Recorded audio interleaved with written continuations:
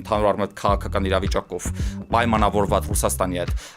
սրվում են հարաբերությունները ու Ռուսաստանը կիրառելու է անխուսափելիորեն որոշակի սանկցիաներ ու արդեն սկսել է կիրառելու դրա արդյունքում մեր տնտեսությունը կարող է հայտնվել շատ վատ վիճակում կարճաժամկետում երբ որ գինը դառնում է $400 մենք սկսում ենք սահմանին վճարել գրեթե 150 դրամ մի քիչ ավելի 150-ից 160 դրամ ինչի արդյունքում մենք արդեն տանը սպառելու ենք երևի 230-ից 240 դրամի սահմաններում այս պահի դրությամբ ունեցած 143.7 դրամի փոխարեն 60-70%-ով թանկանալու է այն ինչ մենք սպառում ենք ինչը արդեն շղթայական բերելու է բոլոր ոլորտներում գնաճի քանի որ ինչպես տեսանք հենց մեր ջերմաէլեկտրակայաններով եւ այլն այսինքն էներգակիրներով որոնք մենք ամբողջապես կախված ենք Ռուսաստանից այս պայդրությամբ ցավոք սրտի այս ուղիներով գալու է հասնելու արդեն մեր տներ անմիջապես գրեթե հացը մոտավորապես 10-ից 15%-ով կթանկանա օրինակ կաթնամթերքը մոտավորապես կարող է թանկանալ 11-ից 17%-ով եթե օրինակի համար մենք ԵԱՏՄ-ից դուրս գանք դա էլ է իհարկե մեծ խնդիրներ հետ բերելու նույն մաքսային արդեն որպես երրորդ երկիր մաքսային այդ համակարգերը նույն տեղափոխությունը Ռուսաստանի տարածքով այդ ամեն ինչը բավականին մեծ խնդիրներ են մեզ համար մենք այդ իրավիճակում ենք որ վազում ենք Եվրոպայի հետևից ու մեր շալվարը մեր հագից ընկնում է մենք պատրաստ ենք ցուրտ ու մոտ տարիներով նորից անցնել հանուն ինքնիշխանության այդ իրենք են ասում ու դա հստակ մեսիջ է ու մենք շատ շուտով կսկսենք ավելի ու ավելի հաճախ լսել այդ մեսիջները նույն Նիկոլ Փաշինյանից Armenia Today-ի խոսում են գլխավորի մասին հաղորդաշարի հերթական թողարկումն է իմ հյուրն է տնտեսագետ, տնտեսագիտության մագիստրոս, տեղեկատվական տեխնոլոգիաների ոլորտի տվյալների վերլուծաբան Սամվել Աշոտյանը, Սամվել շնորհակալ եմ մեր հրավերը ընդունելու համար խոսելու ենք մեր տնտեսության իրավիճակից եւ այն ամենից, ինչը կարող է մոտակա ապագայում տեղի ունենալ մեր տնտեսության մեզ հետ եւ անդրադառնալ յուրաքանչյուր քաղաքացու վրա յուրաքանչյուր գրպանին դա կարող է կպնել նախ իհարկե մենք խոսենք եւ վերլուծենք որպեսզի հասկանանք ինչ իրավիճակ է եւ ինչ կարող է տեղի ունենալ պետք է գնահատական տանք մեր ներկայիս իրավիճակին տնտեսության եւ կախվածությանը որոշակի ուղղություններից ինչ է սպասվում շարքային քաղաքացուն սա մեր հիմնական հարցն է այս ամբողջ մեր զրույցի ընթացքում այսպես կարմիր թելով այդ հարցը անցնելու է նախ սկսենք իրավիճակի սահմանումից այսօր շատ է խոսվում դեպի արևմուտք հնարավոր շրջադարձի մասին եւ դրա միտումները իսկապես կան պարզ լեզվով ինչ է նշանակում տնտեսական կախվածությունը Ռուսաստանից եւ ինչ կշիռ ունի այն մեր համախառն ներքին արդյունքում հնայում նախ շնորհակալ եմ հրավերի համար ընդհանուր առմամբ երբ որ մենք խոսում ենք տնտեսական կախվածությունից եկեք կախվածության այդ բնութագիրը տանք դրա բնութագիրը շատ հոյակապ ներկայացնում է տնտեսագետ Ռոբերտ Կոհենը այն 3 բաղադրիչից է կազմված ուրեմն դա ասիմետրիկությունն է դազգայնությունն է ու խոցելիությունը ասիմետրիկություն ասելով նա ներկայացնում է թե մի կողմը մյուսի նկատմամբ որքան առավել մեծ լծակներ ունի իսկ այս պահի դրությամբ ոնց որ մենք կարող ենք ասել որ ընդհանուր գլոբալիզացված աշխարհում բոլոր տնտեսությունները այս կամ այն չափով միմյանցից կախված են, բայց երբ մենք խոսում ենք այս կախվածության մասին, դա արդեն չափերի մասին է, թե որքան մի տնտեսությունը կարող է ազդեցություն ունենալ մյուսի վրա ու այդ տնտեսության ներսում ինչ-որ կառուցվածքային փոփոխությունները, տնտեսության ներսին քաղաքականությունը իր ընդհանուր առմամբ նրա ներսում ինչ-որ շոկեր է, որքանով ազդեցություն կունենան մյուս առավել փոքր տնտեսության վրա։ Երբ որ ասիմետրիկության մասին ենք խոսում, դա հենց դրա մասին է, չափերի մասին է։ Մենք կարող ենք ասել նաև այդ նրա բանի մասին, զգայունության մասին, թե որքանով են հենց այդ տնտեսության մեծ տնտեսության ներսում ումից կախվածության մեջ է գտնվում այդ փոքր տնտեսությունը, որքան նրա ներսում շոկերը ազդեցություն են փոքրի վրա, ինչպես նշեցինք, իսկ խոցելիություն դա ամենակարևոր բաղադրիչն է, թե որքանով է նա խոցելի տնտեսությունը փոքր նրա նկատմամբ ու որքան թանկ կոպիտ ասած կարժենա այդ կախվածությունից ազատվելու ու որքան ժամանակ դա կտևի։ Պարզ լեզվով ասած, Սամվել, մենք որքանով ենք կախված Ռուսաստանի տնտեսությունից, ԵԱՏՄ համակարգից, որքանով է կախված դրանից մեր յուրաքանչյուր քաղաքացի, մենք բոլորս անհատապես։ Կախված ենք, կարելի է ասել կրիտիկական մակարդակի, ընդհանուր առմամբ սխալ կլինի ասել, որ այսքան տոկոս օրինակ կախված ենք, որովհետև դա ինչ-որ կոնկրետ տոկոսով չէ, կարելի ասել մատրիցայի տեսքով է, տարբեր ոլորտների մասով։ Ես օրինակ կարող եմ բերել, օրինակ մեր ցորենի ներմուծման գրեթե 90%-ը, 90%-ից ավելին որոշ տարիների, հենց Ռուսաստանից է, դա նշանակում է, որ կախվածությունը կրիտիկական է։ Հացը, որը գնում ենք խանութից, Սամվել, 90%-ով ռուսական հաց է այդպես ռուսական ալյուրից, ռուսական ցորենից։ Այո, եթե մենք գալիս ենք այս հարցին, օրինակի համար այս պահի դրությամբ, որ ասում են, որ արևմուտք ենք, չէ, դեպի մենք գնում, ես իհարկե երբեմն այսպես կատակով ասում եմ, Թուրքիան էլ է արևմուտքում։ Օրինակի համար Թուրքիան այս պահին աշխարհի ամենամեծ հենց ցորեն արտադրող պետություններից մեկն է, ամենամեծ ալյուր արտադրող պետություններից մեկն է, ուղղակի մենք էլի պետք է այս ամենն էլ հաշվի առնենք, որ քաղաքական գին ունի այդ ամենը էլի Թուրքիայից վերցնելը, ու խնդիրը նրանում է, որ մենք ոչ թե պետք է մտածենք, որ փոխարինենք մի կախվածությունը մյուսով, այլ դիվերսիֆիկացնենք, այսինքն իդեալական տարբերակը նա կլիներ, որ հնարավորինս շատ կետերից մենք կարողանանք ցորեն բերեն եւ Ռուսաստանից եւ ինչու՞ չէ, եթե իրենք օրինակի համար օրվա իշխանությունը խոսում որ պետք է կարգավորվեն հարաբերությունները, դա է պահանջում ազգային շահը, խնդիր չկա, թող օրինակ 20% էլ լիներ Թուրքիայից, մի 20% ուրիշ կետից, որպեսզի օրինակ, այո, որպեսզի մի կետից կախված չլինենք, բայց այս ողջ ընթացքում իշխանությունները տնային աշխատանք չեն կատարել, չեն դիվերսիֆիկացվել կոնկրետ հենց ցորենի շուկան, էներգակիրների շուկան ու շատ այլ շուկաներ, այս պայդրությամբ իրենք մեզ կանգնեցնում են փաստի առաջ, երևում է, որ այդ ընդհանուր առմամբ քաղաքական իրավիճակով պայմանավորված Ռուսաստանի հետ սրվում են հարաբերությունները, ու Ռուսաստանը կիրառելու է անխուսափելիորեն որոշակի սանկցիաներ, ու արդեն սկսել է կիրառելու, դրա արդյունքում մեր տնտեսությունը կարող է հայտնվել շատ վատ վիճակում։ Հետևանքների մասին խոսենք, Սամվել, մի հատ իսկապես այսպես ամփոփելով այս հարցը դուք գնահատական տվեք, թե որքանով է ընդհանուր առմամբ մեր տնտեսությունը, մեր գյուղացին, մեր քաղաքացին, որը ենթադրենք գյուղատնտեսությամբ չի զբաղվում, քաղաքում է ապրում, որևէ քաղաքում, թե մայրաքաղաքում, թե այլ քաղաքներում, այլ աշխատանքով է, այլ ոլորտում զբաղվում, բայց կախված է ինքը իր գրպանը կախված է Ռուսաստանի եւ ընդհանուր ԵԱՏՄ շուկայից։ Նայեք, ընդհանուր առմամբ բոլորս ենք կախված, քանի որ մենք այդ ԵԱՏՄ համակարգում ենք գտնում ու անխուսափելիորեն, երբ որ մենք այդ խոցելիության մասին խոսեցինք, փոխել է համակարգը, այսինքն մաքսային համակարգի մեջ մտնել որպես երրորդ երկիր արդեն հարաբերվել ԵԱՏՄ պետությունների հետ, առաջին հերթին Ռուսաստանի հետ։ Նախ եւ առաջ դա է բերելու մեծ կառուցվածքային փոփոխությունների ու դժվարացնելու է ընդհանուր առմամբ սկզբի իրավիճակում քաոսային վիճակ է ստեղծել, որովհետեւ պատկերացեք մենք ունենք, չէ, հիմա արդեն աշխատող համակարգ է Ռուսաստանի հետ, ու այդ համակարգերը կարող են վաղը էլ չաշխատել, ու այդ պայմաններում արդեն նոր համակարգեր պետք է ներդրվեն, ինչ որ ձևով պետք է գտնել այդ իրենց հետ փոխհարաբերվելու նոր մեխանիզմները, որը ժամանակատար է լինելու, ինչը առաջացնելու է քաոս սկզբի համար։ Գնահատանքի համար մենք նախ ընդգծենք ինչից դուք նշեցիք ցորենը, որը 90%-ով ներկրվում է Ռուսաստանից։ Նշենք գազը, այն գազը, որը մեր բնակարաններում, այո, վառվում է։ Նշենք մեր գյուղմթերքը, մեր գյուղատնտեսությունը գերակշիռ մասը, որ արտահանվում է ԵԱՏՄ շուկա, դե Ռուսաստան։ Այո։ Նշենք, որ մեր քաղաքացիների ենթադրենք գրեթե դուք կնշեք այդ թվերը ավելի ճշգրիտ, գրեթե յուրաքանչյուր երրորդ ընտանիքից որը մեկը բնակվում կամ հարազատ ունի բոլոր տվյալները ունենք։ Հիմա նայեք, եթե գազի մասին ենք խոսում, այստեղ կա տվյալները, եկեք տեսնեք, այստեղ երևա այս կապույտը ռուսական գազն է։ Ուրեմն Հայաստանը ընդհանուր առմամբ ներկրում է հենց բնական գազ որպես այդպիսին գրեթե 2 միլիարդ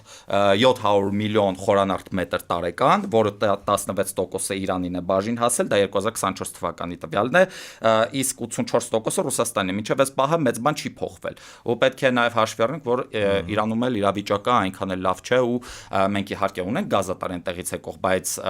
Իրանում այս պատերազմով պայմանավորված, այդ իրավիճակով պայմանավորված մենք չենք կարող պարզապես հույսներս դնել այդ խողովակի վրա, որը ամբողջ պահանջարկը չի բավարարելու։ Մենք պետք է հաշվի առնենք ընդհանուր առմամբ այս էներգակիրները շատ կարևոր կոմպոնենտ են, որովհետև օրինակ նույն ապտոմակայանի վառելիքը մենք ամբողջապես Ռուսաստանից ենք գնում։ Իհարկե այդ վառելիքը սպეციფიկ վառելիք է, բայց այդ վառելիքից ես ստուգել եմ արտադրում է նաև օրինակ Ամերիկան, որը օգնում է այսպես ասած ռուսական ազդեցության գոտուց դուրս եկող պետություններին, ովքեր որ ունեն հենց այդ ռեակտորներից նմանատիպ այդ վառելիքը օգտագործել։ Ֆրանսիան ունի, բայց երբ որ մենք խոսում ենք հենց գնի մասին, դա անհամեմատելիորեն գները տարբեր են։ Մենք պետք է նաև հաշվի առնենք, որ մեր էներգակիրների այստեղ հիմա կասեմ, ուրեմն գրեթե 50%-ը բաժին է ընկնում մեր ջերմաէլեկտրակայաններին, որոնք նույնպես բնական գազով են, էլի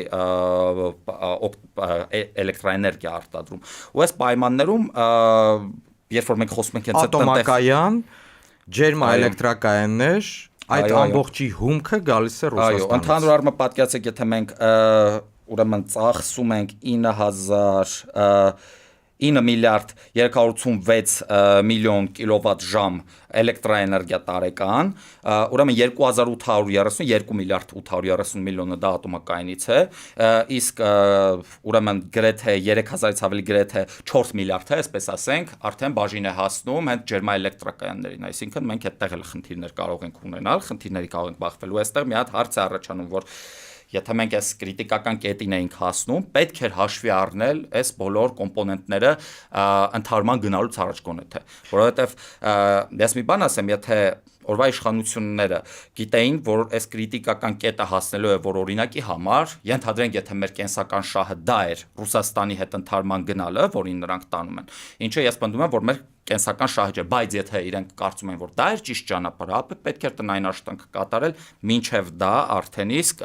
այս հարցերի մասին մտածել։ Ուրեմն կախվածության մասին։ Եկեք ես մի քանի գրաֆիկները ցույց տամ, ուրեմն այստեղ կախվածության մասին մենք օրինակ տրանսֆերտների ուղով ենք հենց կախված, դուք նշեցիք, հենց այդ տնային տնտեսությունները, որոնք գումարներ են ստանում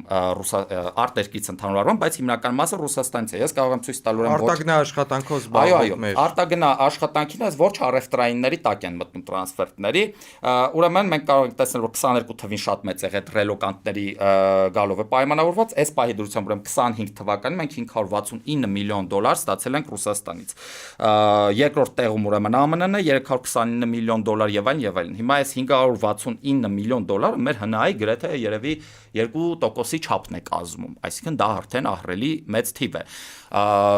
Եթե մենք նայենք քանակությամբ, ուրեմն ամսական ամեն ամիս գրեթե 100,000-ի շրջանակում քանակով տրանսֆերտներ են գալիս ու բաց աղբյուրներից կարող ենք տեղեկանալ, որ գրեթե 100,000 հենց արտագնա աշխատող ունենք մենք Ռուսաստանում, որը պատկերացնենք երևի մոտավորապես այդքան էլ տնային տնտեսություններ են կամ մի քիչ ավելի քիչ, այսինքն այստեղ էլ մենք խնդիր ենք, որոնք եկամուտ ունեն, այնտեղ աշխատող իրենց հարազատից է։ Ու մենք որ հենց գյուղացիների մասին խոսեցինք, հիմնական գյուղական համայնքներից են կամ այդ բանից էլի մարզերից բնակիչներն են։ Նույն խնդրով, օրինակ մենք կարող ենք խոսել բանի մասին, ընդհանուր առմամբ մեկ էլ ցույց տամ այս առևտրային ու ոչ առևտրային տրանսֆերտները, կտեսնեք ինչքան է աճում։ Օրինակ 2021-ին եղել է 866 միլիոն դոլար, իսկ 2022-ին արդեն 3.5 միլիարդ դոլար։ Պատկերացրեք։ Ահռելի տարբերություն է, այո, եթե 4 անգամ աճ է։ Ու այսպես ամեն տարի գնում է։ Ու գիտեք, այստեղ նաև երբ որ մեր իշխանությունները անդադ խոսում էին, չգիտեմ, իրենք դա այս պահին մի քիչ ավելի զգույշ են խոսում Ռուսաստանի հասցեին, բայց մի պահ երբ որ իրենք անդադ ընդհանրման էին գնում, սրում էին հարաբերությունները, միաժամանակ դրա հետ միաժամանակ նրանք կախվածությունը խորացնում էին։ Այսպիսով այստեղ նաև գորշ սխեմաներով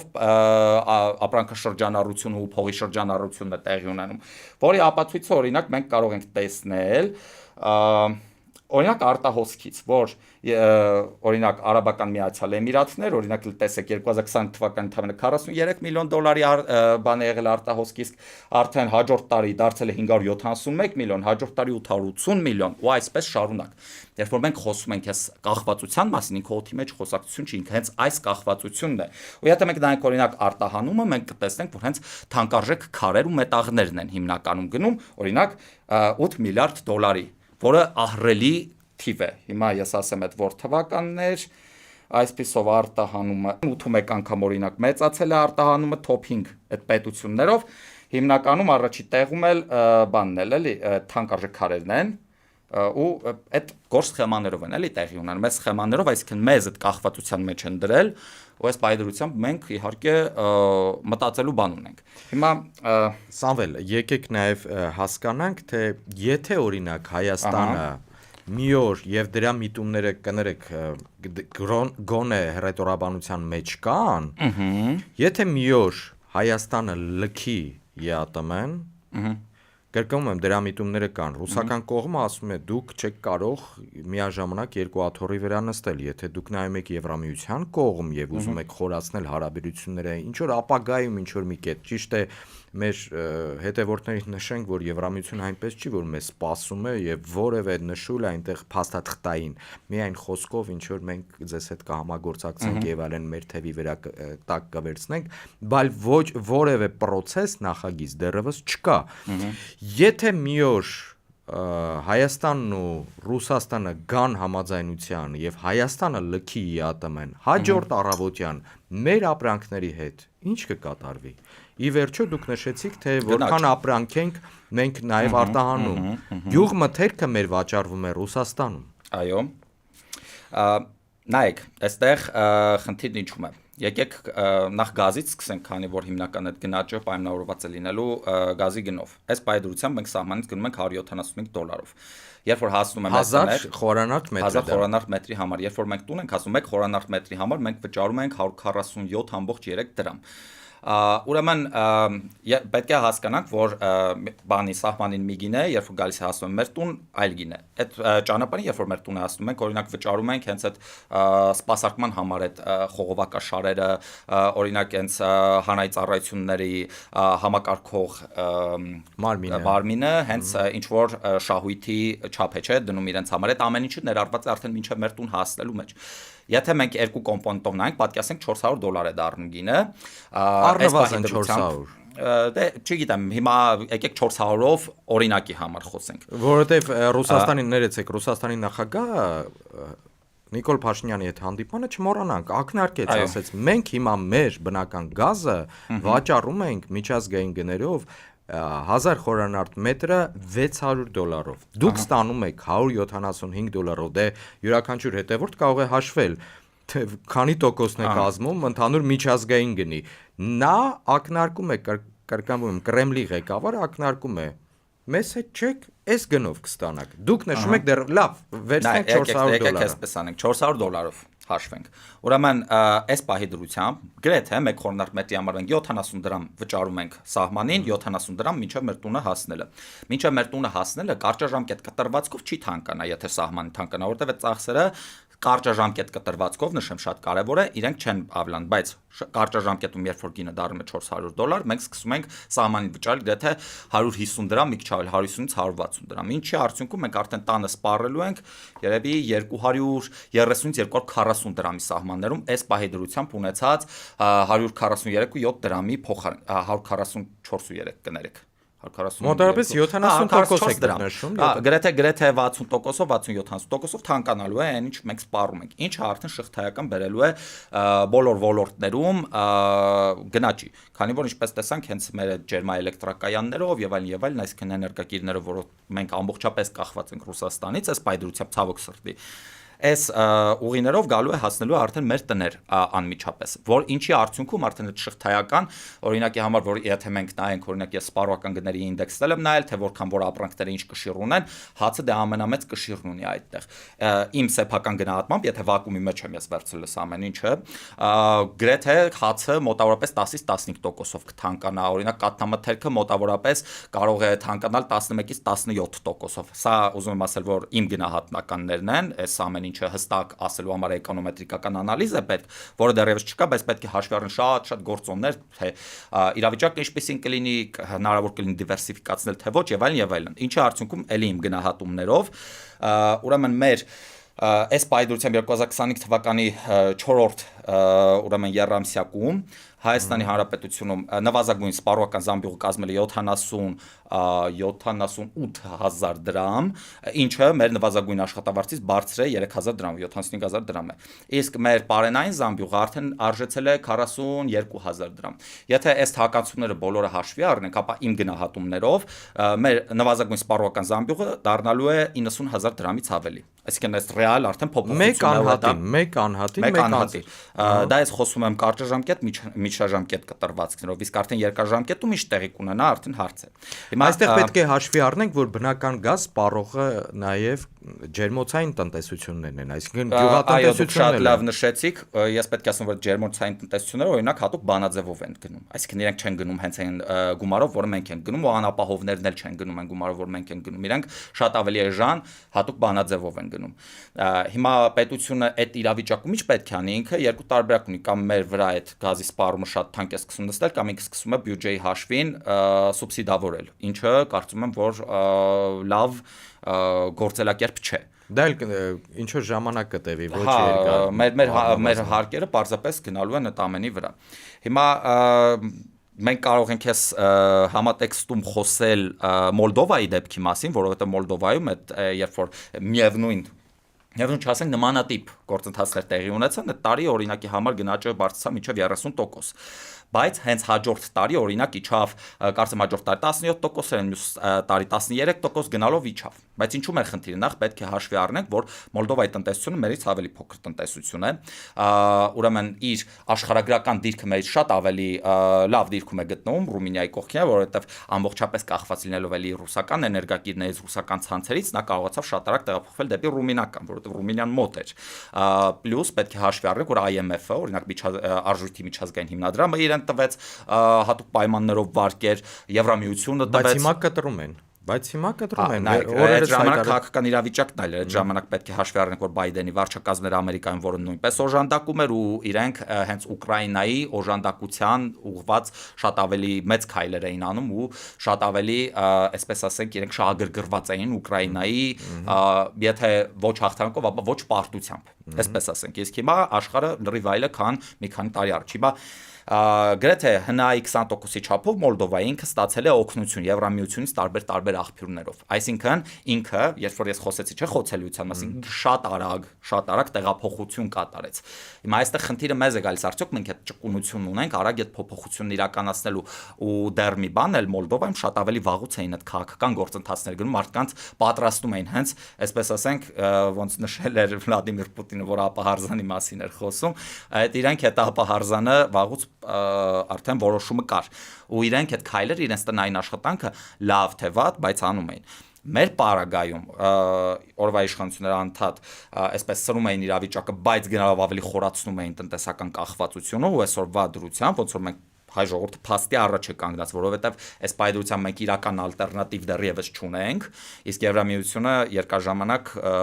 ես համոզմունք ունեմ, որ չի պատրաստվում մեզ իր հաշվին պահելու այդ միջոցներն էլ չունի։ Մենք պետք է հաշվի առնենք, որ Եվրամիությունը այս պահին իր սեփական խնդիրներ ունի, իր մեքենաների ոլորտում օրինակի համար մենք կարող տեսնել, որ Volkswagen-ը շատ խիստ վատ իրավիճակում է հայտնված ու այս պահին փորձում է Volkswagen-ը տեղափոխել արդեն ռազմական արտադրության վրա, որպեսզի մարդիկ չկորցնեն իրենց աշխատատեղերը, քանի որ Չինաստանը, այս պայդրությամբ Ամերիկայի հետ արդեն ոտք գցող Չինաստանը աշխարհի համար մեկ մեքենա արտադրողն է դարձել ու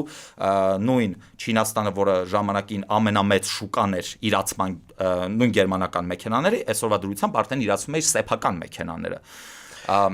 Այդ երկար թեմայի իհարկե կարող ենք շատ երկար դեռ ասել, բայց եկեք նաև մեր գյուղացուն անդրադառնանք։ Ի վերջո մեր գյուղացին սովոր է լոլիկն ու ծիրանը վաճառել Ռուսաստանում, Մոսկվայում, այլ քաղաքներում եւ արտահանում է այլ ուղություններով, շատ չնչին է, եթե կա էլ, շատ չնչին է։ Ինչու մենք չենք կարողանում նույնքան այսպես հեշտությամբ մտնել օրինակ եվրոպական շուկա, այստեղ ստանդարտի հարց կա, մրցակցության հարց կա, լոգիստիկայի, այսինքն ճանապարհների հարց կա, տեղափոխման, ի՞նչն է խնդիրը։ Նայեք, դուք բոլորը այդ պատճառները նշեցիք քիչ առաջ։ Նայեք, այդ սերտիֆիկացիա է նախանրաժեշտ դրա համար, օրինակի համար։ Ծիրանի, օրինակ վերցնենք օրինակը ծիրանը։ Մեր ծիրանը, որը հեսա հաջորդ ամիս արդեն կսկսի արտահանվել։ Նայեք, օրինակ այդ Եվրոպատվիրակները, ուրեմն, որ վերջերս ժամանել էին Հայաստան, որը իհարկե շատ լավ կարելի ասել միջոցառում էր, նրանց հետ կարելի էր բազմաթիվ հարցերով պայմանավորվել, բազմաթիվ պայմանագրեր կնքել, ես տեսա, որ ինչ-որ հուշագրեր են զուտ ստորագրել, որոնք որևէ պարտավորություն չեն ներկայացնում։ Այս բայդրությամբ, եթե մենք գյուղատնտեսական ապրանքների մասին ենք խոսում, հնարավոր էր քաղաքական կամք է պետք, որպեսզի այդ սերտիֆիկացման process-ը արագացվեր, որովհետև Մոլդովայի դեպքում եղել է այդ process-ը, այդ սերտիֆիկացման, մնացած այդ ստանդարտացման process-ները արագ են ընթացել։ Հայաստանի դեպքում մենք դոփում ենք նույն տեղում, դեռևս մենք չունենք այդ ֆիտոսանիտարական հենց նույն չափանիշները մնացածի առումով Ռուսաստանի գործելակերպը հստակ է, ինքը շատ ներողամիտ է, երբ որ դու այսպես ասենք իր դուդուկի տակ ես պարում, եկեք այսպես ասենք, միջ սա Նիկոլ Փաշինյանը մշտապես իր դուդուկի տակ պարում էր ու այդ ֆիտոսանիտարական չափանիշների նկատմամբ էին ներողամիտ թույլ էին տալիս, բայց միշտ Ռուսաստանի գործելակերպը այդպեսին որ լծակը պահում է։ Նիկոլ Փաշինյանը ճիշտ կաներ այդ ժամանակ, օրինակ այդ սերտիֆիկացման հարցով է զբաղվել, որ հենց ռուսական ստանդարտներին էլ համապատասխան էր գոնե թե, որովհետև երբ որ հասնում է սահմանիակ տեսնում են, որ այդ ապրանքը որ գալիս է չի համապատասխանում ստանդարտներին ու մի բան էլ օրինակ այստեղից Ալեն Սիմոնյանը ինչ որ որ չգիտեմ էլի, այնպես է խոսում Ռուսաստանի մասին, կարծես չգիտեմ, մենք էլ ենք էլի գերհզոր պետություն ու կարող ենք մեզ թույլ տալ այդ ճոխությունը, բնականաբար արդեն սահմանին խնդիրներ են առաջանում։ Սահմանին հետագայում արդեն խնդիրներ են առաջանալու նույն բեռների տեղափոխման հետ կապված, քանի որ եթե օրինակի համար մենք ԵԱՏՄ-ից դուրս գանք, դա էլ է իհարկե մեծ խնդիրներ հետ բերելու նույն մաքսային արդեն որպես երրորդ երկիր մաքսային այդ համակարգերը, նույն տեղափոխությունը Ռուսաստանի տարածքով, այդ ամեն ինչը բավականին մեծ խնդիրներ են մեզ համար առաջացնելու։ Դուք բիզնեսմենի հաշվարկած ռիսկերի կամ գուցե հաշվարկելիք ռիսկերի մասին եք արդեն խոսում։ Բիզնեսի վախերի մասին։ Ինչ պետք է անի օրինակ այն գործարարում ամբողջ շրջանառությունը, թե ապրանքային, թե ֆինանսական, կապված է Ռուսաստանի հետ։ Նայեք, ես ամբողջապես թափանցիկ ուղիղ կխոսեմ, բիզնեսմենն այս պահին քիչ բան կարող է անել։ Այդ բոլոր հարցերը լուծվում են պետության մակարդակով, պետությունն է այդ լոգիստիկ համակարգերը ստեղծողը, պետությունն է այդ հարմար պայմանները ստեղծողը բիզնեսմենի համար, ով կկարողանա դուրս հանել, որովհետև ինքն իրենով մենք չունենք այնպիսի մեծ կորպորացիաներ, որոնք իրենց սեփական ներդրումներ, օրինակ լաբորատորիա կստեղծեին մասնավոր իրենց սեփական իրենց համար, ու այդ լաբորատորիաներով, չգիտեմ, սերտիֆիկացիաներով եւ այլն կկարողանային արտահանում իրականացնել։ Նույն այդ խնդրի առաջ բիզնեսները կանգնած են, որ նայեք, եթե մեր էներգակիրները թանկանում են, արդեն իրենք խնդիր ունեն մրցունակության հետ ավելի փոքր շուկաներում, դեռ էլ չասած եվրոպական շուկա հասնելու համար արդեն ավելի թանկացած ապրանք է լինելու այդ ստանդարտներին չհամապատասխանող։ Այստեղ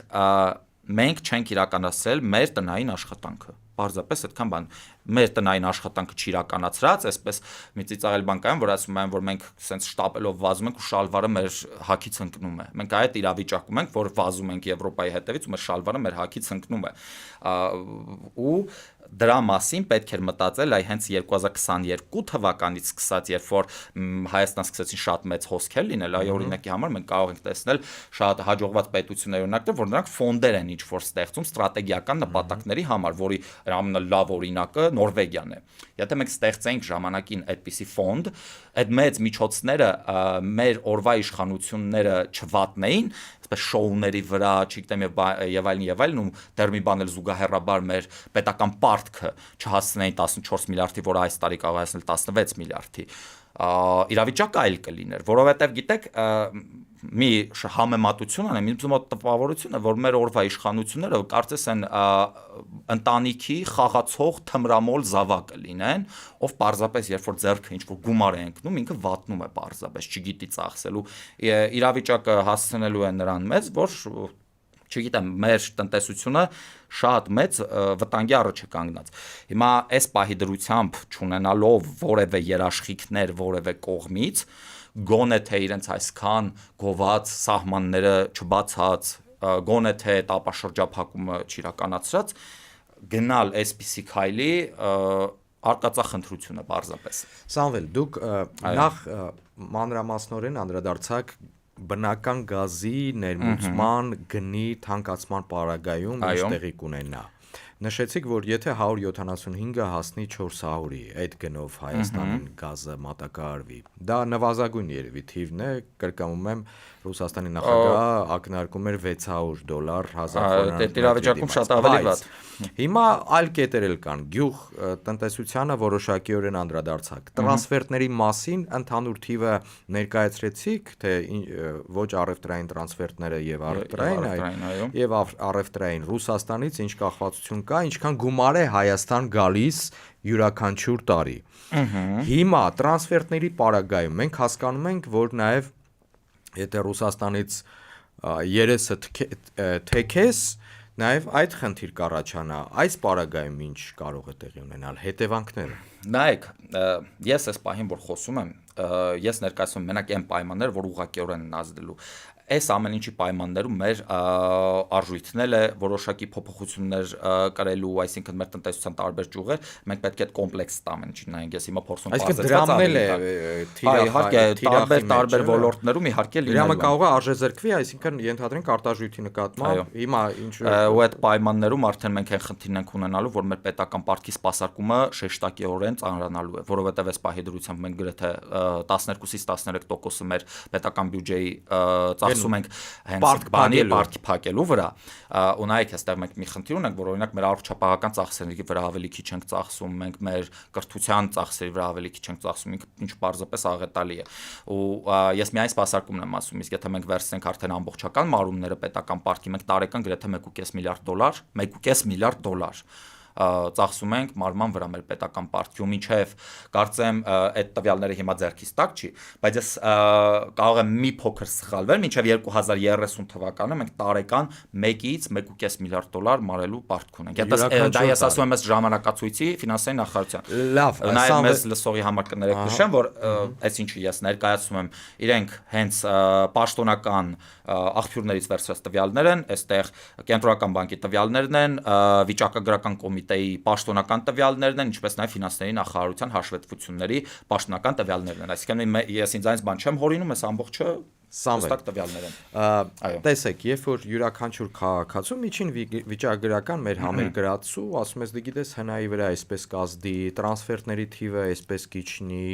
եւ այլն։ Նա չի պատկերացնում կամ ենթադրենք արտաքին պարտքը սպասարկվում է յուրաքանչյուր տարի, դուք նշեցիք, որ նույնիսկ կարող է հասնել 1.5 միլիարդ դոլար Հայաստանի բյուջեից պետք է գնա պարտքի մարմանը պարզապես։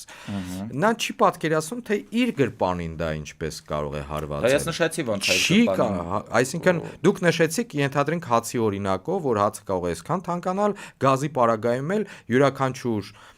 շահառու, այսինքն գազ սպասարկող իր բնակարան գազ սպառող քաղաքացին գրեթե 60%-ով ավելի գրեթե, այսինքն վճարում է 170 քանի դրամ, կվճարի 200 քանի առնվազն, դուք դա նշեցիք, առնվազն այդքան 142.7 վճարում եմ, հիմա երբ որ ասում ենք ֆինանսական հոսքերի մասին, սա մի քիչ բարդ է հասկանալ յուրաքանչյուր, դե ներեցեք, բայց տնտեսագիտական կրթություն ոչ բոլորը ունեն եւ չեն հասկանում այդ ֆինանսական հոսքերի ենթադրենք փոփոխության, նվազման պարագայում ինչպես կարող է անդրադառնալ իր գրպանին։ Նայեք, ինքը էլի եմ կրկնում, շատ կոմպլեքս է, մենք պետք է մի քանի տեսանկյունից նայենք, կարճաժամկետ տեսանկյունից նայենք, միջնաժամկետ, երկարաժամկետ։ Կարճաժամկետը ինչ նկատի ունենք։ Մի քանի ամիս։ Հա, այս մոտակա այսպես ասենք 1 տարի, 1-2 տարվա կտրվածքով առավելագույնը։ Ուրեմն այդ կարճաժամկետ կտրվածքում իհարկե կլինեն ավելի ես ենթադրում եմ իհարկե այդ կախված է հենց պետության, իշխանության քայլերից, եթե օրինակ Մոլդովայի օրինակով կարողանան այդ մինիմալ կորուստներով, այսպես ասենք, ուղղությունը տնտեսության այդ կախվածությունը չեզոքացնել Ռուսաստանից, ցավալիորեն երևի պես ստիպված են լինելու ուրիշից կախվածության մեջ դնել այս իրավիճակում, բայց եթե հնարավոր լիներ դիվերսիֆիկացնել արագ, հնարավորինս քիչ կորուստներով այս ամեն ինչ տակից դուրս կգային, բայց խնդիրը նրանում է, որ մեկը հենց գյուղատնտեսության ոլորտում խնդիր ենք ունենալու այն առումով, որ հենց սկսած այդ մեր ծաղիկներից մեր արտադրվող ջերմոցային տնտեսությունները ընդհանուր առմամբ գրեթե ողջ այդ արտադրանք դեպի Ռուսաստան է գնում, գրեթե ողջ խմիչքների 80% գրեթե էլի դեպի Ռուսաստան եւ մնացածը, այո, կրկին այդ խնդիրներն ու այդ բոլորը իրական աշխատատեղեր են, մենք չպետք է էլի մենակ նայենք այն տեսանկյունից, որ թանկանալու են մթերքները, մենք պետք է նաև հասկանանք, որ աշխատատեղերն են ռիսկի տակ հայտնվում։ Մի օրինակ բերեմ, Սամվել, շատ վառ օրինակ։ Երբ որ Ծիրանի այսպես բերքահավաքի ժամանակահատվածն է սկսում, մեր քաղաքացին մենք տեսնում ենք, թե Ծիրանը ներսի շուկայում մենք խանութներից, այսպես բանջարեղեն միրգ վաճառող խանութներից ինչ գնով ենք մենք սպառում, առնում, գնում այդ Ծիրանը տանում մեր տուն։ Եվ ամեն անգամ ասում ենք, դե գիտեք, լավագույն այսպես խմբականակները տարվում են Ռուսաստան։ Խոշոր Ծիրանը եւ այլն լավագույնը տարվում է այնտեղ։ Հիմա մեր քաղաքացին կարող է մտածել այսպես. եթե ինչ-որ մի պահի փակվի այդ Ծիրանի արտահանումը, այդ Ծիրանը պետք է սպառվի երկրի ներսում։ Ինչ լավ է կասի մեր քաղաքացին։ Ինչ լավ է այդ լավ Ծիրանը, որպեսզի չփչանա եւ այլն գնեն էլ քիչնեն, մենք էժան Ծիրան եւ լավ որակով Ծիրան կուտենք մեր տանը։ Ցավալիորեն այդքան էլ այդպես չի աշխատում ընդհանուր առմամբ, հետո ոնց որ նայեք, քանի որ հենց նույն այդ խնամքը Ծիրանի ծառերի եւ այլն այդ ամբողջը ներդրում է պահանջում։ Նախ եւ առաջ ասենք նրանից, որ շատ տնտեսվարողներ պարզապես կհեռանան ոլորտից, այդ մեծ Ծիրանները, այսինքն դժվար է ասել իրենց ճակատագիրը ինչպիսին կլինի, եթե չկարողանանք իրեն վերաուղղել ասենք, չգիտեմ, արաբական երկրներ չկարողանանք վերաուղղել նույն, չգիտեմ, այդպես Եվրամիություն եւ այլն, ինչը դժվար գործ է, ապա սպառումը Հայաստանի Հանրապետության ներսում նախ այդքան պահանջարկ չի լինելու սպառման, հետո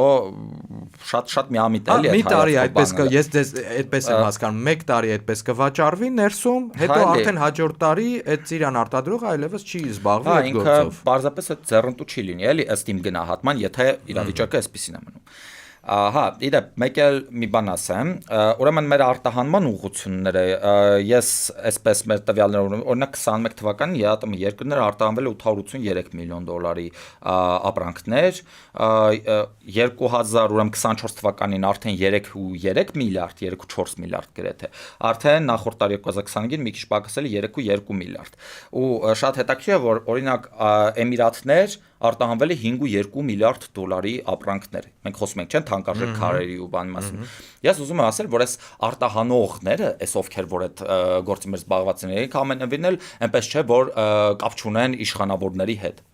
Հետո մի կարևոր գործոն էլ իրենք այնպես չէ, որ արտադրող են, իրենք չէ, իրենք վերարտահանում են։ Այո, ենթադրենք Հյուսիսից Ռուսաստանից բերում են ոսկին, տանում են։ Այո, ու հենց խնդիրը այդտեղ է գալիս, որ այս մարդիկ լավ հասկանալով թե ուր են իրենք պետություն տանում, ես հավատացում որ իրենք գիտեին ուր են տանում։ Իրենք միևնույնն է, ագահաբար ոնց որ մեզ նստեցրել են այս ասեղին ու այս պահի դրությամբ ես տեսնում եմ շատ մտահոգիչ տենդենց, որ մեզ փորձում են ասել, գիտեք, ինչ կա, այս են զրկանքներն են, որ մենք պետք է տանենք հանուն ինքնիշխանության։ Հիմա նայեք, օրինակ, եթե 90-ականներին այո մենք տարել ենք զրկանքներ հանուն ինքնիշխանության ու պատվով մեր ազգը դուրս եկել այդ ամենի տակից, բայց այսօրվա դրությամբ ես պնդում եմ, որ սա զրկանքներ են ոչ թե հանուն ինքնիշխանության, սա զրկանքներ են հանուն Նիկոլ Փաշինյանի այդ աթոռի վրա մնալու։ Սա այդ զրկանքներն են, սա ինքնիշխանության համար զրկանք չի, որովհետև ես չեմ տեսնում այդ կետը, որի համար մենք պարտավոր ենք, օրինակի համար, եթե Արցախը լիներ, մեծ հաճույքը, թե Արցախը լինել, то 10 տարի էլ պետք լիներ, զրկանքների մեջով անցնեինք, սոված մնայինք, ծարավ մնայինք, բայց այս պահի դրությամբ այդ զրկանքները կապված են միայն Նիկոլ Փաշինյանի հետ, այդ զրկանքները կապված են Նիկոլ Փաշինյանի դեպի Թուրքիա ու դեպի Ադրբեջան իր վեկտորը փոխելու հետ, որովհետև ես պնդում եմ, որ նայեք Եվրամիությունը, եվրոպական երկրների արևմուտքը մեզ ընկեր պետություններ, նրանք մեր գործընկերներն են լավ։ Այս բայդրությամբ Նիկոլ Փաշինյանը պարզապես օգտագործում է իրենց անունը մեզ դեպի Թուրքիա, դեպի Ադրբեջան տանելու համար։ Ես դա պնդում եմ ամենայն պատասխանատվությամբ, որովհետև մեր հայրենակիցները կարող են օրինակի համար բացասաբար տրամադրվել արևմուտքի նկատմամբ, չգիտեմ, շատ հաճախ կարող են Հնդկաստանի ոչ մեկի նկատմամբ պետք չէ բացասական տրամադրվել ամենպետությունի շահն ունի, բայց այս բայդրությամբ էլ Նիկոլ Փաշինյանը մեզ տանում է դեպի արևմուտք այնքանով, որքանով Թուրքիան գտնվում է արևմուտքում։ Այս ամենը դրա մասին, այսինքն եթե մենք դիվերսիֆիկացիա դեպի գնանք, էլի ասենք շատ լավ, մենք մեր ինքնիշխանության համար զրկանք ենք կրում, մի քիչ էլ, չգիտեմ, մեր տնտեսությունն է տուժում, բայց մենք գոտիներս ձգած գնանք, մինչև դիվերսիֆիկացվի ամեն բան նորմալանա հարաբերությունները Ռուսաստանի, բայց այս պահին են գործընթացը, որ տեղի է ունենում, դա ռուսական կախվածության տեղափոխումն է դեպի թուրքական դաշտ։ Սամվել, մի կարևոր օրինակի մասին էլ խոսենք, դուք Մոլդովայի օրինակը բազմիցս բերեցիք, բայց մեր հարևան պետությունը այս ճանապարհով, այս կյանքով կարծես թե ապրել է մի բա, նույնիսկ տարիներ շարունակ հետագայում ինչ որ փոխել է եւ այլն։ Հիմա Վրաստանը տեսանք ինչպես գնաց դեպի Եվրոպա այդ ուղղությամբ։ Սաակաշվիլի ժամանակահատվածում եւ սրեց հարաբերությունները Ռուսաստանի հետ։ Պատերազմ նույնիսկ տեղի ունեցավ։ Մենք Ռուսաստանը ինչպես այսպես ազդեց վրացական տնտեսության վրա։ Վրացական անձնագիր ունեցողներին եւ կացության այսպես պաշտոնական հնարավորություններ չունեցող Ռուսաստանում իսկ դրանք 100,000-ավոր քաղաքացիներ էին։ Պարզապես արտագաղթեցին եւ արտաքսվեցին Ռուսաստանից հետ Վրաստան։ Վրացական ամբողջ ապրանքը, ինչպես եւ մեր հիմա, դա գինին կլինի, գյուղմթերքը կլիներ, վաճառվում էր Ռուսաստանում։ Բայց կտրվեց դա, հետո վրացիները կարծես ամբողջապես չէ, բայց ինչ որ մի չափի տեսան, որ իրենց գինին իրենք չեն կարողանում այսպես մտնել իրենց գինով, իսկ իրենք ավելի մեծ քանակությամբ գին էին արտադրում, քան Հայաստանը, գինով մտնել եվրոպական շուկա։ Խնդիր էր, գյուղմթերքը չէր վաճառվում։ Ես նույնիսկ մի գյուղացու հետ այնտեղ արձակուրդից ժամանակ զրուցում էի, ասում են նայի այս բանի կուկուրուզի արտերը տեսնում ես, ես սա պետք է արտահանեմ, պետք է վաճառեմ դեպի Ռուսաստան, Եվրոպա չեմ տանելու, պետք չի իրենց մեր կուկուրուզը։ Հիմա ես չեմ կարողանում արտահանել։ Խնդիրը դրանում է, ես պետք է պարզապես դա վերացնեմ եւ աղքատության մեջ ապրեմ։ Այդ մարդն ինձ ասում։ Հիմա այդ վրացական օրինակը դուք դիտարկեք նաև ինչպես Վրաստանը փոքրինչ այդ խնդիրը լուծեց։ Նայեք, իրականության մեջ ես վրացական թվերը չեմ ստուգել, պարզապես ես շատ նայել էի բան կանեմ, բայց Վրաստանը ունի որոշակի նիշա եվրոպական շուկայում ու Վրաստանը այս պահին խլում է հայկական նիշան ռուսական շուկայում։ Հենց նույնս կոնյակի հետ կապված խնդիրը շատ վաղուց է սկսելու նույն Վրաստանը օգտվում է իրավիճակից այն պահին երբ որ մենք կորցնում ենք ռուսական շուկան օրինակի համար պատմականորեն դե հայկական կոնյակը ռուսական շուկայում եղել է հարգի մթերք հարգի խմիչք է եղել այս պահի դրությամբ ու կարելի ասել վրացական գինին է եղել ու հայկական կոնյակը այս պահի դրությամբ Վրաստանը որը ակնհայտորեն շատ ավելի որակյալ արտադրանք է տալիս ինքը նաև ռուսական շուկաներն է վերցնում ու այս ամենի պայմաններում Հայաստանը պարզապես իր նիշան կարող է կորցնել Ռուսաստանում չստանալով նիշա որևէ այլ շուկայում, որովհետև եթե միամտորեն շատերը կարծում են, որ Թուրքիայում ենք նիշա ենք վերցնելու, նրանք չարչար սխալվում են։ Թուրքը չի առնելու հայկական ապրանք, պարզապես չի առնելու, այդտեղ կան մշակութային խնդիրներ, կրոնական խնդիրներ, ընդհանուր առմամբ նրա խնդիրը, որ մենք հայ ենք։ Ու սա հայկական արտադրանք է, էլի ոնց որ ցավալիորեն Հայաստանում շատ մեծ քանակությամբ թուրքական ապրանք է իրացվում, շատ ցավալիորեն ու այս վերջերս ադրբեջանական բենզինը իրացվել, բայց թուրքերը պետք է ասեմ, որ շատ ավելի արժանապատիվ ազգ են։ Պետք է ընդունենք, որ իրենք արժանապատիվ ազգ են, իրենք հայկականը չեն առնի, ինչպես մենք թուրքականն ենք առնում։ Ես մի քանի բան էլ ասեմ, պետք է մենք նաև խոսենք այն օտարերկրյա ներդրումների մասին, ու պետք է նշեմ, որ օրինակ այս պահին 20.7% ընդհանուր ներդրումների պաշարի մեր կառուցվածքում ներդրումային օտարերկրյա ներդրումների 27% օրինակ դա միայն Ռուսաստանն է։ Այսինքն դա ահագին կտոր է։ Իրենից մի քիչ փոքր է Եմենը, որ էլի բավականին մեծ ունի 26.4%։ Ու դա շատ լավ է, որ այս գոնե այս ոլորտում էլի դիվերսիֆիկացված է։ Բայց մենք եթե նայենք արդեն մյուս գրաֆիկին, մենք կտեսնենք, որ 2024 թվականին արդեն արտահոսք է տեղի ունեցել այդ ներդրումների ռուսական, դրա արդյունքում է իրենք պակասել, որտեղ օրինակ 2014 թվականին դեռ 38.3%-ն էր կազմում ռուսական։ Այս տարիների ընթացքում հիմնականում պակասել է վերջին երկաթուղիները Այո, հիմնականում պակասել է, ուրեմն այդ արտահոսքը եղել է հանքարդյունաբերության ոլորտից։ Իրականության մեջ ունենք էներգետիկայի ոլորտում, անշարժ գույքի ոլորտում, հեռահաղորդակցության ոլորտում, այսպես ներդրումներ ունենք, ու նաև այդ մետաղների արտադրության ոլորտում ներդրումներ ունենք, որոնք կարող են կրկին արտահոսել։ Էլի սա էլ է խնդիր, այսինքն մենք պետք է մտածենք որտեղից ենք բերելու, եթե իրենք արտահոսելու են։ Ու այս ամեն ինչի համատեքստում ես ուզում եմ մի բան նշել, քանի որ գիտեք, այսօրվա իշխանությունները սիրում են, չէ, մանիպուլացնել, հիմա կգանք ասեն, գիտեք, ինչ կա, ինքը բան է անում, հազանգնքներս ռստաստրուկ են, դրա համար բան անում, պարզապես մի բան արձանագրենք, որ վերջին տարիների ընթացքում 2022 թվականից սկսած, արդեն որորդ անգամ եմ նշում, Նիկոլ Փաշինյանը այլ բան չի արել, քան խորացրել է մեր կախվածությունը տնտեսական Ռուսաստանից, մեզ հասցրել է մի այնպիսի կրիտիկական կետի, որ Ռուսաստանի հետ տնտեսական կապերի խզումից մեր տնտեսությունը կարող է շատ մեծ ճգնաժամի, խորը ճգնաժամի մեջ հայտնվել։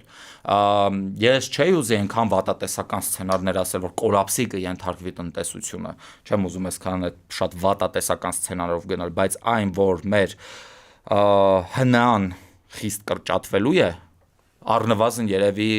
15-20%-ով կրճատվելու է դա, արդեն ցավալի պարզ լեզվով ասած, մեր քաղաքացին ցանկանում է հասկանալ, եթե հետաքրքրում է իհարկե այդ թեման, ցանկանում է հասկանալ, եթե Ռուսաստանից եւ ԵԱՏՄ-ից մենք երեսը թեքեցինք եւ դուրս եկանք այդ կապվածությունից, ապա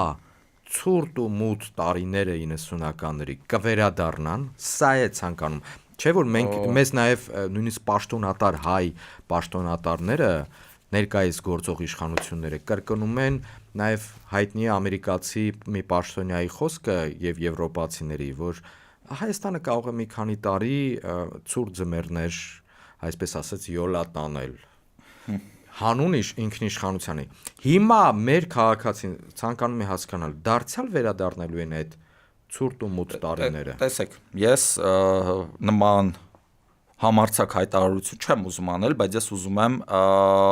ցույց տալ, թե ինչ է տեղի ունենում այդ նարատիվների դաշտում։ Ես այս վերջերս նայում էի, դες լեկ չէ, որ բլոգերներ կան, որ այսպես ապաքաղաքական ճակերտավոր, որ ստանձնել են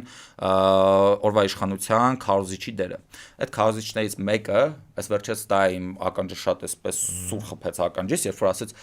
մենք պատրաստ ենք ցուրտ ու մոտ տարիներով նորից անցնել հանուն ինքնիշխանության։ Այդ իրենք են ասում։ Ու դա հստակ մեսիջ է։ Ու մենք շատ շուտով կսկսենք ավելի ու ավելի հաճախ լսել այդ մեսիջները նույն Նիկոլ Փաշինյանից, քանի որ նայեք, քանի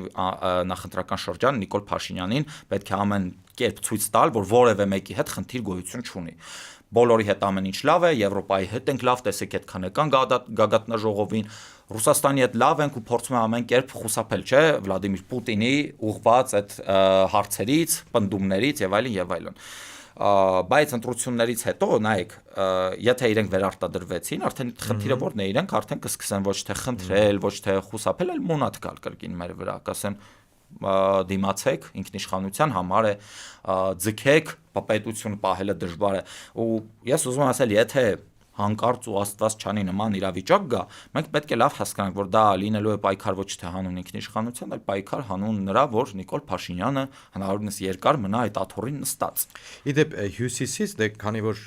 Ռուսաստանի պաշտոնյաները, մեծ կրեմլյան այդպես շրջանակները փորձագետների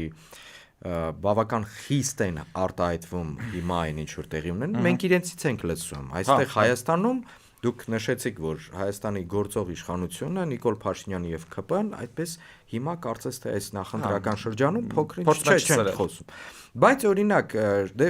իրենց խոսքը մեջ բերեմ միայն Ռուսաստանի նախագահի խոսքը ասված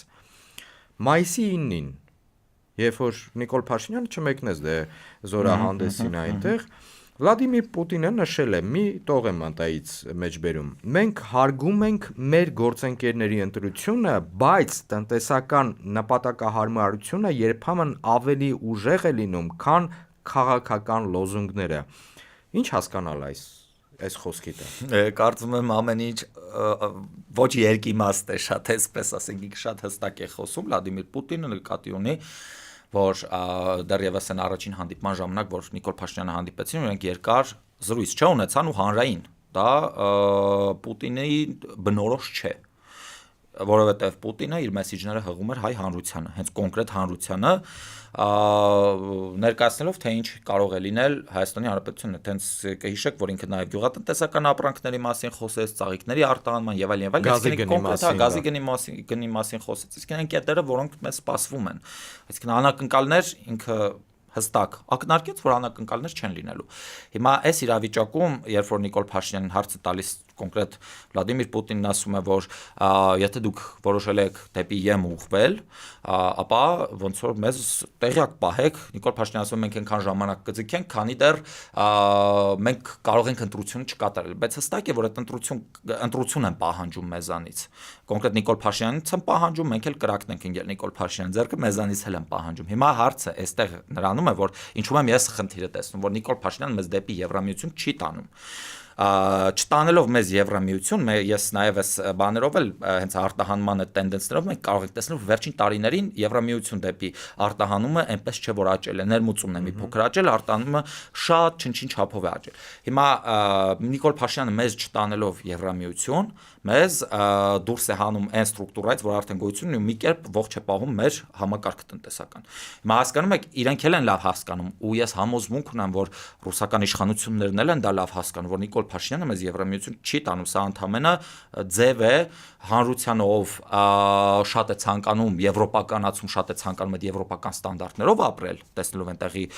բարեկեցությունը, կենսամակարդակը։ Նիկոլ Փաշինյանը պարզապես մանիպուլյացում է հերթական անգամ։ Այդ պարագայում ներեցեք Սամվել, եթե ռուսական կողմը հասկանում է, որ սա պարզապես հռետորաբանություն է, ոչ ավելին գետնի վրա, ինչպես դուք եք նշում, ապա ռուսական կողմը ինչու է մեզ հետ այդպես խիստ խոսում հիմա։ Ես կարծում եմ, որ ռուսական կողմը հասկանում է, որ այստեղ այդ եվրոպականացման անվան տակ պարզապես ոնց որ Հայաստանի Հանրապետությունը վերածվում է մեծ գերտերությունների պլացդարմի ընդդեմ Ռուսաստանի։ Պարզապես այսքան է, այսինքն կարող են Եվրամիության մասին լոզունգներ կարդալ, կարող են շատ բաներ ասել, նայել նույնիսկ դառնալ բան հավակնորդ հետ դառնալու անդամ, բայց խնդիրը նրանում է, որ այդ շատ հեռու ճանապարհ է ու ես կարծում եմ անիրատեսական գոնե թե պատմական ժամանակաշրջանում անիրատեսական։ Հիմա դա հասկանալու Ռուսաստան լավ է հասկանում, որ Հայաստանը կարող է դառնալ Ռուսաստանի դեմ գործիք։ Այս պայմաններում Ռուսաստանը ունի իր կենսական շահերը այս տարածաշրջանում ու ինքը միշտ դիտարկել է որպես իր ազդեցության գոտի Հայաստանը։ Հիմա այս պայմաններում, երբ որ ինքը մտածում է իր ազդեցության գոտի են ներս խուժել իրեն թշնամական ուժերը ու փորձում են իր դեմ հարթակ դարձնել Հայաստանը, իհարկե իրեն դուր չի գալիս։ Այս պայմաններում մենք պետք է պարզապես մեր իշխանությունները խոհեմ գտնվեին ու դիվերսիֆիկացված քաղաքականություն վարեին, չսրեին հարաբերությունները որևէ կողմի հետ, քանի որ ներկա պահի դրությամբ, որ մեր շուրջ բոլորը պատերազմներ են տեղի ունենում, մեզ համար լավագույն տարբերակը շատ լուր մնալը սпасելն էր, մինչև կխաղաղվեն ժամանակները։ Իրանում կխաղաղվեր, Ռուսաստանում կխաղաղվեր, Եվրամիությունում եւ բոլոր այդ կետերում կխաղաղվեր ու մենք կարողանանք գոնե թե առանց կորուստների դուրս գալ։ Այս համատեքստում ոնց որ Փաշինյանը պարզապես արկածախնդրության է մեզ տանում, դնելով Ռուսաստանից ծայրահեղ կախվածության տակ, այս պահին նա փորձում է շոկային մեթոդներով փոխել կախվածության ուղղություն դեպի Թուրքիա, Ադրբեջան։ Եվ վերջին հարցը, կարճ կարող ենք ամփոփում ենք արդեն, ձեր խորհուրդը սովորական քաղաքացուն ինչպես պատրաստվել այն հնարավոր տնտեսական ցնցումներին, որոնց մասին դուք խոսեցիք։ Նայեք, ցավոք սրտի այդ պետության գործառույթից է գալիս գործառույթներից Բայց յուրաքանչյուր քաղաքացի ես ինչպես պատրաստվեմ այդ ցնցումներին։ Այ տեսեք այնքան անկանխատեսելի անորոշ ժամանակներն են, որ այս պահի դրությամբ մարդուն խորհուրդ տալը անշնորհակալ գործ է, այնպես որ ես չեմ անի, ես իմ համար կարող եմ այդ պատասխանատվություն վերցնել, բայց ողջ հանրության համար ես պատասխանատվությունը այդ ծանր չեմ վերցնի խորհուրդներ տալու թե ինչ է պետք անել։ Այդ պատասխանատվությունը այս պայդրությամբ թող այն իշխանությունները օրվա վերցնեն, ովքեր որ մեծ հաճույքով պարգևավճարներ են հսկայական ստանում մեր վճարած հարկերից, իսկ ես որպես հասարակ հարկատու ցանկանում եմ ոնց որ իմ որոշումն է այդ անշնորհակալ գործի մեջ չմտնել, մարդկանց խորհուրդներ չտալ, թող պետությունը։ Ես հասկանում եմ ինչ եք ասում, այստեղ իհարկե դե հասկանում ենք ինչպես պատրաստվել, այսինքն յուրաքանչյուր քաղաքացին պետք է մտածի, եթե ԵԱՏՄ-ից հիմա շրջադարձ կատարենք, չգիտեմ դեպի որ կողմ էլ չենք հասկանում, Եվրամիության անունն է տրվում, բայց Եվրամիությունը կարծես մեզ չի սպասում, ինչ անեմ, գնամ, գիտեք, խանութից մեծ քանակությամբ հնդկաձավար, ալուր, ռուսական, Ռուսաստանից է դա բերվում եւ բավական էժան գներով, գնամ այդ էժան գներով ինչքան հնարավոր է, ինչքան իմ գրպանը թույլ է տալիս, գրպանի պարունակությունը այդ դրամը թույլ է տալիս, գնամ դա գնեմ, ինչ անեմ, գնամ դրամը հետագայում կարող է արժեզրկվել, գնամ դրամը, եթե ունեմ աշխատավարձ ստացա, գնամ այդ աշխատավարձը արագ դոլարի վերածեմ, արտաժույթի վերածեմ, որ հանկարծ եթե դրամը արժեզրկվի, դոլարի գինը բարձրանա, ես այդտեղ փող չկորցնեմ, ինչ անեմ, այսինքն դե գազը պարզա չեմ կարող պայստավորել, շատ եթե մեքենաս օգտագործում եմ բան հեղուկ գազ վառելիքը կամ այդ գազ վառելիքը, ինչ անեմ, գնամ ամբողջ բակը լցնեմ դրանով կամ ինչ անեմ։ Ես էլ եմ կրկնում այս պահին, ինձ համար որպես անհատ քաղաքացի, ես իշխանավորության պարտավորություններ չունեմ։ Իհարկե ունեմ ես իմ հանրության նկատմամբ պարտավորություններ, բայց ինչպես ասացի, թող օրվա իշխանությունները ոնց եփել են այս ճաշը, թող իրենք էլ արդեն խորհուրդներ տան թե ինչպես անել, որովհետև երկար ժամանակ ձևացնելը թե ամեն ինչ նորմալ է, ոչինչ չի կատարվում, իրենց մոտ չի ստացվել, որտեղ անխուսափելիորեն վրա է հասնելու պահը, երբ որ մենք բոլորս գիտակցելու ենք, որ ամեն բան նորմալ չէ։ Ու արդեն իսկ ոնց որ երևի Վայլբերիզից պատվեր ունեցողները հասկանում են, որ ամեն բան նորմալ չէ, պատվերները օրինակ ուշանում են արդեն։ Շնորհակալ եմ Սամվել հետաքրքիր զրույցի համար։ Մեր հետևորդին իհարկե հիշեցնեմ, որ իմ հյուրն էր տնտեսագետ, տնտեսագիտության մագիստրոս, տեղեկատվական տեխնոլոգիաների ոլորտի տվյալների վերլուծաբան Սամվել Աշոտյանը։ Ես Դավիթ Հաղաբեկյանն եմ, շարունակեք հետևել մեզ առայժմ։